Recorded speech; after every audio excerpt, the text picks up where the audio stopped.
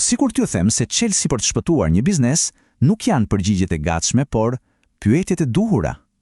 Po flasim për një metodë të fuqishme, të përsosur nga legjenda si Andy Grove i Intelit, një metodë që nuk të jep zgjidhje të lehta, por që të detyron të gërmosh thellë, të zbulosh problemet e vërteta dhe të çlirosh potencialin që as nuk e dije se e kishe. Kjo, në thelb, është pyetja kryesore që do të eksplorojmë sot. Do të ndjekim një dialog real, hap pas hapi, për të parë se si kjo qasje e kthen dëshpërimin dhe konfuzionin në një plan veprimi të qartë dhe konkret. Pra, le t'i futemi thellë kësaj historie. Imagjinoni pak situatën. Kemi një menaxher të një zinxhiri fast food. Të ardhurat kanë ngjecur, fitimet janë pothuajse zero, ai është në hall. Përballë tij, një mentor që nuk jep asnjë këshill, asnjë zgjidhje, ai vetëm bën pyetje. Mjeti i tyre e famshme metoda sokratike. Gjithçka nis nga një ankesë i tingëllon kaq e njohur. Menaxheri është i bindur se e di kush është fajtori. Por, a është kjo diagnoza e saktë? Le të shohim se si vetëm një pyetje e thjeshtë fillon të çmontojë gjithçka që ai mendonte se dinte. Dhe ja ku e kemi, fajtori i parë, më i lehtë, më i zakonshëm. Faktorët e jashtëm. Menaxheri thot, konkurenca po na mbyt. Fajson gjigantët si McDonald's, fajson restorantet e vogla lokale. Dhe, sinqerisht, tingëllon logjike apo jo? Shumica prej nesh do të ndalonin këtu. Por, mentori, ai nuk e pranon këtë si përgjigje përfundimtare. Pikërisht këtu ndodh magjia e parë. Me anë të pyetjeve, mentori e detyron menaxherin të bëjë një shvendosje thelbësore, të heqë vështrimin nga bota e jashtme, nga gjërat që nuk i kontrollon dot, si konkurenca apo tregu, dhe ta kthejë atë 180 gradë nga brenda, drejt operacioneve të tij, efikasitetit të tij, sistemit të tij, pra drejt gjërave ku ai ka kontroll të plot. Dhe ja, pas kësaj zhvendosje, del në pa e dhëna e parë konkrete. Nuk është më një ndjenje vagullt si konkurenca është e ashpër. Jo, tani është një numër, 11 minuta. Kjo është koha mesatare që i duhet biznesit tij për t'i shërbyer një klientit vetëm. Papritur, problemi nuk është më ata atje jashtë, por është ne këtu brenda dhe është i matshëm. Mirë pra, e kuptuam. Ata janë të ngadalt. Problemi operacional u identifikua, por kjo të çon natyrshëm në një pyetje tjetër akoma më thellë. Pse ka kaq shumë rëndësi kjo ngadalësi? Për t'ju përgjigjer kësaj, duhet të kuptojmë se çfarë po blen klienti në të vërtetë kur vjen tek ata. Shikoni pak këtë grafik. Flet më shumë se 1000 fjalë. 11 minuta për ta, kundrejt 4 minutave për konkurrentët. Një diferencë prej 7 minutash. Në botën e ushqimit të shpejt, kjo nuk është thjesht një detaj. Kjo është një përjetësi. Është një disavantazh absolutisht fatal që praktikisht i nxjerr jashtë loje. Tani, le të jemi të sinqertë. Kur shkojmë në një restorant fast food, çfarë po blejmë vërtet? Ushqim? Sigurisht. Por ka diçka më themelore. Ne po blejmë kohë. Po paguajmë për komoditetin, për shpejtësinë. Ky është premtimi themelor, vlera kryesore e gjithë industrisë së ushqimit shpejt. Dhe kjo na sjell te pyetja therrëse që zbulon gjithë problemin. Nëse biznesi yt duhet të shes shpejtësi, por shërbimi yt zgjat 11 minuta, çfarë dreqin po shet në të vërtetë? E po shet të kundërtën, po shet ngadalësi. Biznesi po dështon në premtimin e tij më themelor dhe jap se klientët nuk kthehen.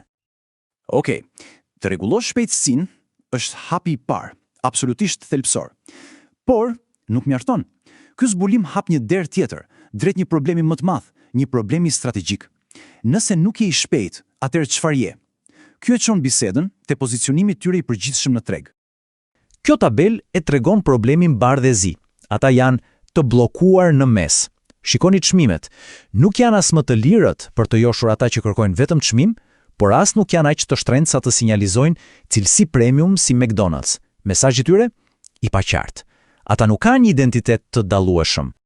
Dhe këtu Andy Grove e gushdon. Ky citat përmbledh në mënyrë perfekte dështimin e tyre strategjik. Kur përpiqesh t'i kënaqësh të gjithë, në fund nuk kënaq askënd. Pa një fokus të qartë, pa një identitet, një biznes bëhet i padukshëm, i parëndësishëm dhe nuk arrin kurrë të ndërtojë besnikëri.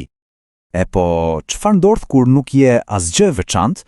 Ja, pikërisht kjo, shkalla e mbajtjes së klientëve është tmerrsisht e ulët. Vetëm 30% e klientëve kthehen rregullisht, krahasuar me një standard industrie prej 70%. Kjo do të thotë se ata vazhdimisht po rrjedhin klient, dhe të fitosh një klient të ri është shumë më e kushtueshme se sa të mbash një ekzistues. Por, e dini çfarë? Gjatë gjithë kësaj bisede del në pa diçka, një thesar i fshehur. Rezulton se ky biznes përdor përbërës lokal, të freskët. Ky është një diferencues i jashtëzakonshëm, diçka që gjigantët si McDonald's nuk mund ta pretendojnë kurrë. Problemi? Ata kurrë nuk i kishin komunikuar këta skujt. As kujt. Mirë, diagnoza u bë. Problemi operacional, ngadalësia. Problemi strategjik, mungesa e identitetit. Të gjitha u zbuluan. Fantastike. Po tani, sepse një diagnoza, sado e shkëlqyer, pa një plan kurimi, është krejtësisht e pavlefshme. Tani vjen pjesa më e rëndësishme, ta kthejmë gjithë këtë analizë në veprime konkrete. Dhe ja ku e kemi, plani përfundimtar i kristalizuar në 3 hapa. Hapi i parë rregullo themelin, rregullo shpejtësinë e shërbimit. Hapi i dytë, shpërble ata pa klient besnik që ke dhe tërhiq të rinj me një program besnikërie. Dhe hapi i tretë, tregoi botës historinë tënde unike, bërtite me të madhe për përbërësit lokal. Plani është i qartë, logjik dhe plotësisht i zbatueshëm. Por një plan i mirë, pa afate, është thjesht një dëshirë. Kjo tregon angazhim serioz. Menaxheri nuk largohet thjesht me ide, por me një plan të matshëm në kohë. Përmirësime operative të dukshme brenda 30 ditëve, impakt në sjelljen e klientëve brenda 90 ditëve dhe rritje reale të ardhurave brenda 180 ditëve. Kjo është përgjegjësi. Por e dini cila është fitoria e vërtet këtu? Transformimi më i madh nuk është te operacionet apo marketingu, është te vetë menaxheri. Shikoni këtë ndryshim të mentalitetit. Nga reaktiv u bë proaktiv, nga hamenja kaloi te të dhanat, nga fajsimi të tjerëve mori përgjegjësi. Dhe më e rëndësishmja, ndaloi së punuari thjesht në biznes dhe filloi të punoj mbi biznesin. Kjo është fuqia e vërtetë e metodës sokratike. Dhe kështu, e gjithë kjo analizë na lë me një pyetje të fundit, një pyetje për secilin prej nesh. Cila është konkurenca brutale në jetën tonë profesionale apo edhe personale? Cili është ai faktori i jashtëm që po e fajsojmë vazhdimisht, i cili në të vërtetë po na shërben si justifikim për të mos parë dhe për të mos rregulluar sistemin tonë të brendshëm, atë pjesë që në fakt e kemi plotësisht nën kontroll?